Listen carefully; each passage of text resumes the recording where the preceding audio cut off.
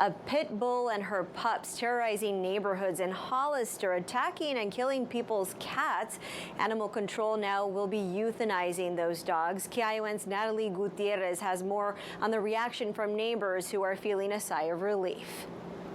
This image provided by Hollister Police Animal Control shows a gray female pit bull and one of her puppies approaching a cat. Moments later, the dogs are preying on the cat and viciously kill it. Allison Silva, a cat owner herself, finds the situation terrifying. She also lives along Mary Drive and feared for her pet. It was really concerning hearing other people have already lost their cats, unfortunately. Hollister Police Animal Care Supervisor Alyssa Bautista tells me the pit bulls killed 2 cats and injured 2 more. The cat deaths happened on Mary Drive and West Street, and 2 cats were found injured on West Street and 7th Street. Hollister Police Animal Care Supervisor Bautista says they were tipped off about the aggressive dogs. We made contact with the owner. She did surrender the animals over for humane euthanasia. These animals and their aggression towards other animals, they would not be a candidate for adoption through our facility.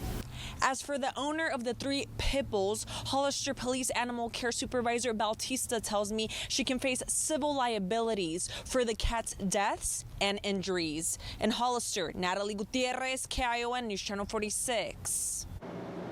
Supervisor Bautista also telling KION that the 2 cats that were found injured in the neighborhoods needed a lot of care as a result of their bites. At this hour, taking a live look from our Fremont Peak camera. It's been a pretty warm day out there. Hotter temperatures now on the way. We're going to get straight to our Chief Meteorologist Dan Cianca for a look at weather now. Hey there, Veronica. Much warmer weather expected tomorrow across the Central Coast. So if you like these warmer days and like the heat tomorrow, you're going to love it. Yeah, so get out and enjoy it. And it's not going to last, though. So we'll have one hot day and then things will start to cool down for the rest of the week. But let's take a look at the current temperatures and get you through the evenings first. And we can see the temperatures are pretty mild right now. Still 75 in Watsonville. 70s also. Salinas, Santa Cruz. We've been in the upper 60s to low 70s for most of the day in Monterey as well. So pretty nice weather, seasonable to slightly warm basically for this time of year.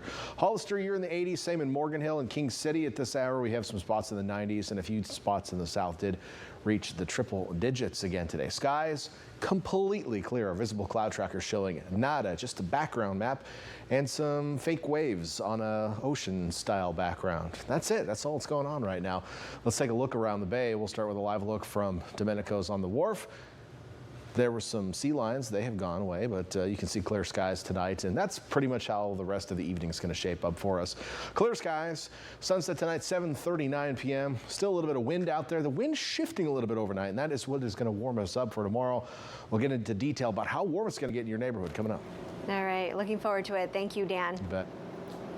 Tonight, rebuilding Pájaro. California Speaker Robert Rivas now has introduced legislation to speed up flood control work along the Pájaro River. This bill aims at providing 100 years of flood protection to people who live along the river.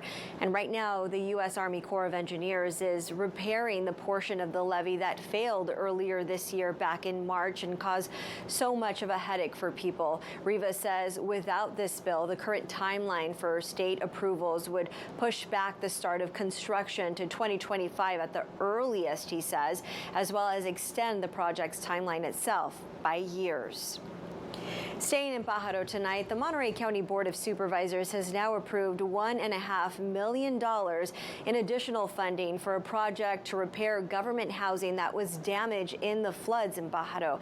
Extra money here is needed because the project is taking longer than anticipated. That's according to the Housing Department. The 19 units over at Kent's Court are owned by Monterey County, and people who live there haven't been able to return since the flood. $500,000 will be used to keep those tenants in temporary housing for another 6 weeks, while the first phase of the repairs will be completed this week. The second and the third phases are expected to last through October. There's still time right now to apply for help if your home was damaged by the severe weather earlier this year. The deadline to apply for disaster assistance from FEMA and the Small Business Association is September 1st, and this applies to anyone living in Monterey, Santa Cruz, and San Benito County. Details on how to apply, you can find those on our homepage. That's newschannel46.com. Today, the Monterey County Board of Supervisors addressing the issue of noise ordinances following complaints and issues found by a civil grand jury a few weeks ago. KION's Austin Castro has been following the complaints and what the county is supposed to do about it. He joins us now in studio. Austin.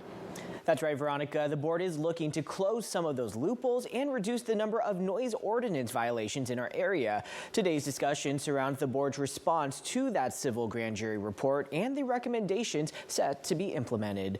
And part of the board's response includes looking to close a 24-hour warning period loophole. They say progressive fines over a period longer than 24 hours may be more effective as a deterrent. Additionally, some report recommendations have been implemented, including extending the noise complaint hotline and patrolling areas known for noise complaints and unpermitted events. Many during public comment today expressing their frustration with noise near their homes.